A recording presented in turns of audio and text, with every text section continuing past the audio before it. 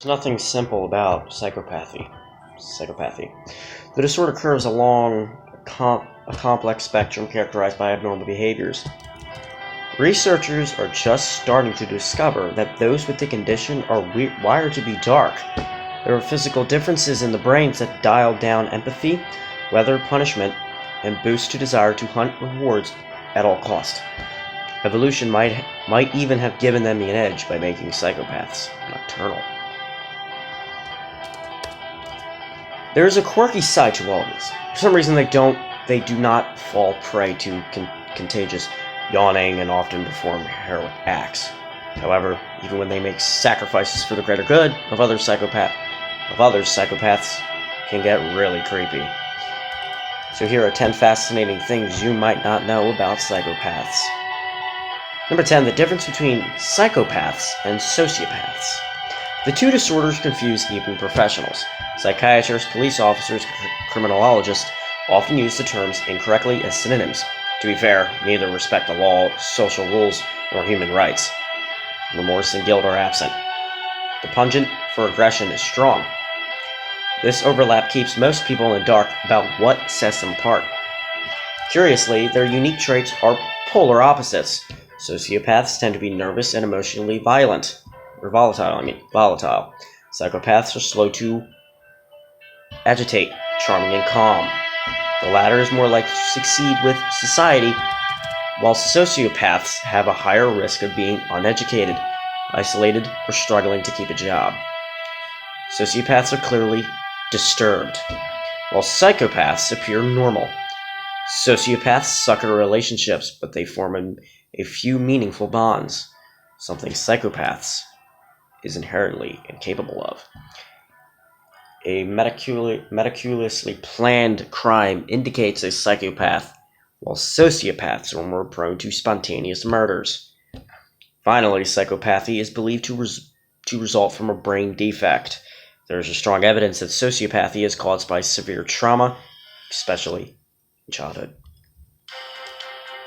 Which person is considered to be the more dangerous one? A psychopath, in fact, it is viewed as the most lethal of all personality disorders. Number 9, the most psychopathic place in America. In 2018, researchers wanted to plant a flag in the most psychopathic spot in the United States. The study did not gather details about violent acts. Instead, it drew on previous research to find the highest concentration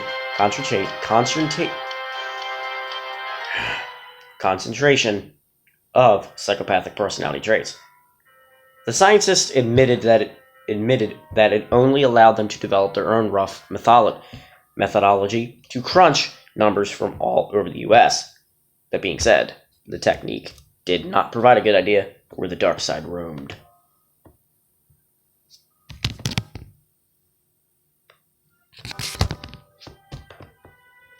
While most people suspect New York as the likeliest place to take first prize, the most psychopathic state per capita turned out to be Connecticut. New York was tied in 4th position with Wyoming and California and New Jersey. For those who are interested, the most benevolent states were West Virginia, Vermont, Tennessee, North Carolina, and New Mexico. Although Connecticut won the state statistics, it was not the most psychopathic place in the region. If the Federal District of Washington, D.C. was included in the study, it received a psychopath score 3.48, nearly doubled the Connecticut score. The fact that the U.S. Capitol homes the most psychopaths did not come as a surprise to some. There's a long-standing notion that such individuals are drawn to the power of a political environment. Maybe our president, Number 8, the workplace psychopath. The majority of psychopaths lead normal lives. They have families and jobs. Business leadership positions are notoriously occupied by psychopaths. Their charisma build professional networks, and as skilled manipulators, they can conceive people to invest or believe in their product. Despite their normalcy with clients, their toxic nature often surfaces in the workplace. A dark colleague often harms other workers, but not always in the physical sense. Most often, psychos shred their coworkers' nerves, confidence, and even their careers. Working with psychopaths can be soul-destroying, but switching jobs is not always an option. To cope, experts suggest an understanding of how psychopaths gain control over a person. They manipulate emotions, use intimidation, tell sob stories, and use direct contact. In that order, you can play it cool, never show signs of intimidation, nor engage with tall tales about how somebody wronged them. Finally, if possible, limit contact to online communication. This limits their manipulation and bullying because the interaction is indirect and proof of the behavior can be recorded. Number 7. Psychopaths in love. Cupid does not discriminate. Sometimes the shrubs, all arrows plunk into psychopaths. Predictably, their relationships are not normal. Depending on the severity of their condition, psychopaths view their lovers as a tool, possession, or someone who validates their personality because they share similar views. True affection is rarely present. Inevitably, some relationships turn toxic and deadly. In 2015, a study examined the subtle side of a psychotic love. About 140 couples were tracked for a year to understand how attachment and psychopathy changed over time. A few questionnaires later on the participants had their spectrum score, as well as an attachment rating. The latter focused on things like fear of abandonment and the inability to bond. The tests were repeated at a later period to note any changes in the relationship. The first test identified the participants with primary psychopathic traits, such as insensitivity. In this group, men showed more attachment difficulties by the second test, but not the women. Both genders with secondary traits, such as antisocial behavior, had more bonding difficulties over time. Overall, the prognosis was unhealthy. Negative emotions and behaviors tend to spiral until the normal partner is in a really bad place, or the relationship is destroyed. Number 6. Night owls, evolutionary dark side.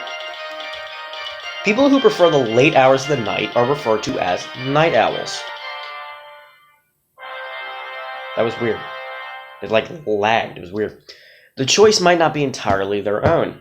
Many studies support the notion that certain individuals are wired by the nature to be nocturnal.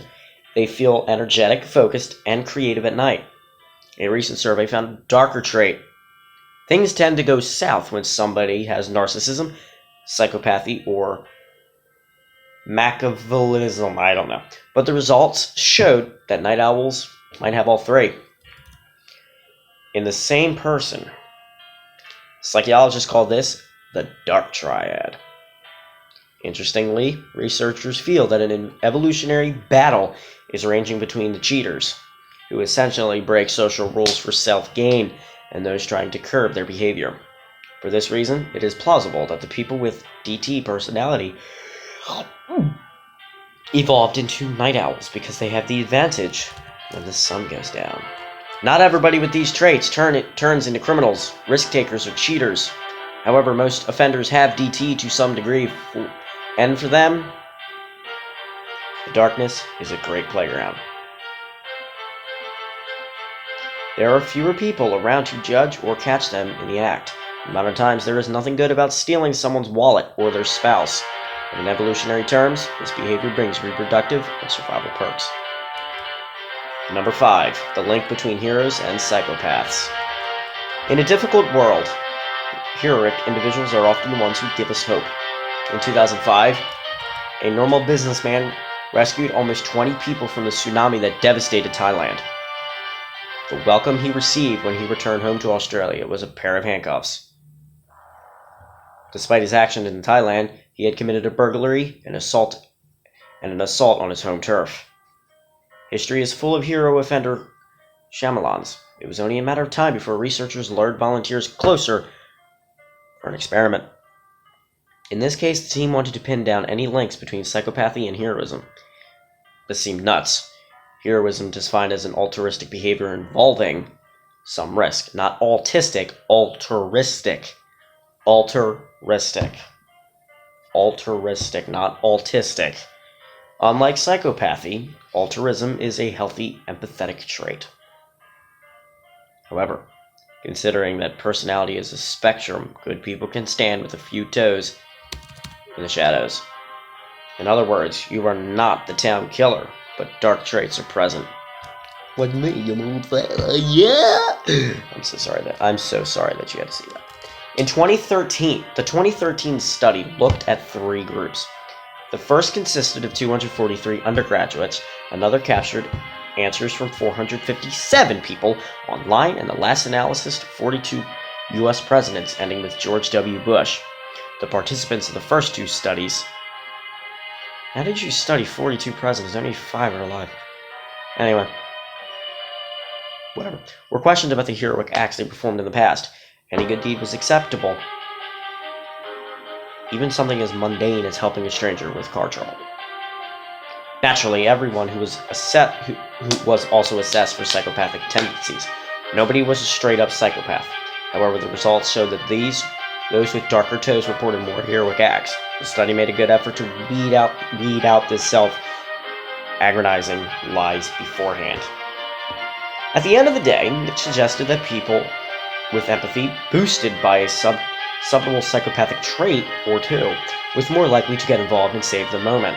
But what about the presidents? They were also rated to determine where they stood on the spectrum.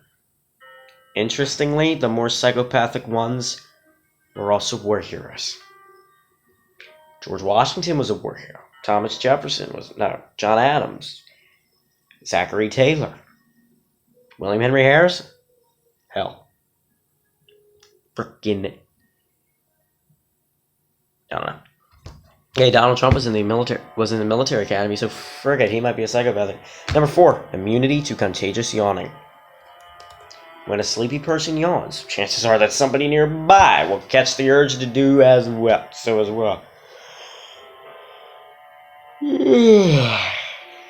Bet y'all. And if anyone's watching, they're probably freaking yawning right now. Hey. Despite that there is no explanation for this, experts have long nourished a plausible theory.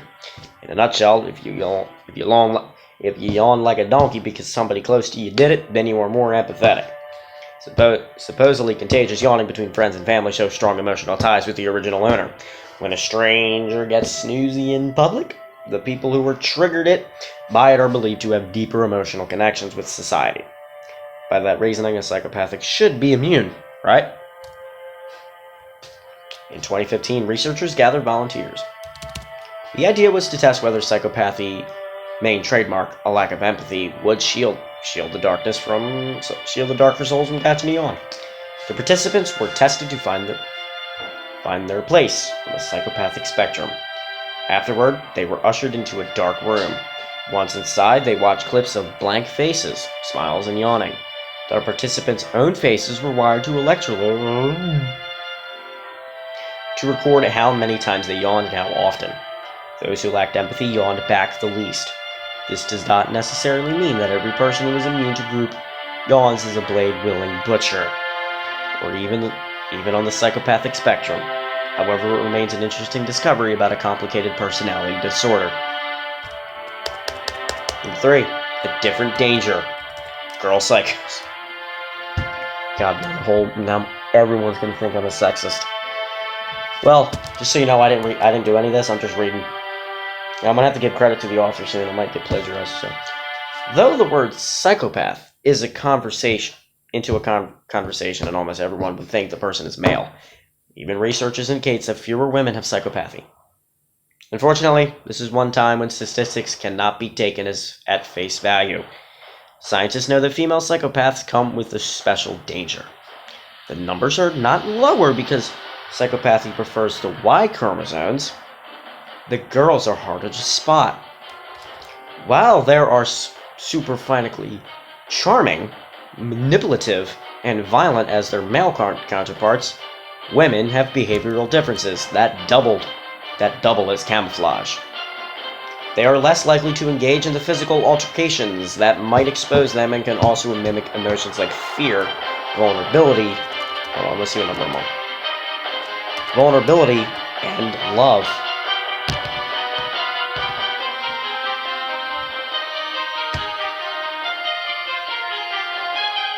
A brain study from Harvard supports the idea of a larger female psychopath population. It looked at two groups, those with the darker personality traits and those without. After discovering clear physical differences between the two, the study concluded that psychopaths are born and not made. Since it suggested the disorder resulted as a case of nature and not nurture, it could mean that psychopathy is equally distributed between the sexes. As limited as research may be on the female side, there are signs to look out for. They can be jealousy, deceitful, controlling, and manipulative. Their nature also tends to show for the first time during their teenage years. Number 2, they do not understand punishment. Without prejudice, the best location to visit when looking for psychopaths, your study is a prison.